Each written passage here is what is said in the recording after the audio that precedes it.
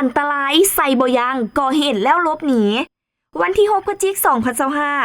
2025ผู้ได้รับบาดเจ็บได้โพสต์ขอความช่วยเหลือช่วยแชร์ข้อมูลประกาศหาชายคนที่ลงมือใส่แก้วตีหัวน้องชายของตนจนได้รับบาดเจ็บไผฮู้จักผู้ชายที่ก่อเหตุในคลิปนี้ช่วยแจ้งข้อมูลให้แด่แล้วตีน้องค่อยพร้อมทั้งเราก่อนเกิดเหตุการณ์ดังกล่าวว่า 1. น้องค่อยขี่รถจักรค่อยไปนอกใกล้เขตงานบุญท่านหลวงวันที่5พฤศจิกายน2025 2. ผู้ก่อเหตุมานำกัน2คนเป็นเพศชายขี่รถจักรต่ำท้ายรถน้องค่อยแล้วก็ลงมาถามน้องชายค่อยว่ารถเป็นอย่างไรบ่จะให้เฮ็ดแนวใดน้องค่อยได้ตอบว่าขอโทรถามอ้ายเฮาก่อนเด้อพอรถเป็นรถของอ้ายเฮาแล้วน้องก็ได้โทรมาหาจุค่อยกำลังสิถามเรื่องรับผิดชอบก็บ่ทันแล้วเสียงในโทรศัพท์ดังขึ้นน้องถือแก้วฟาดแล้วโทรศัพท์ยังบ่ได้วางจากหูเลย 3. ผู้ก่อเหตุได้ให้ขึ้นว่าซัมนี่ก็สิเอาเงินหวา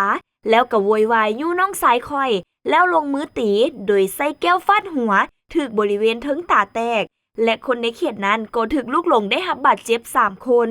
ตอนนี้ผู้ก่อเหตุได้ลบหนีไผฮู้จักหรือเคยพบเห็นช่วยเอาเบาะแสให้แด่ว่าผู้เกี่ยวอยู่ไสผู้ก่อเหตุขี่รถจักรสกูปปี้สีเทาป้ายทะเบียนยบ1701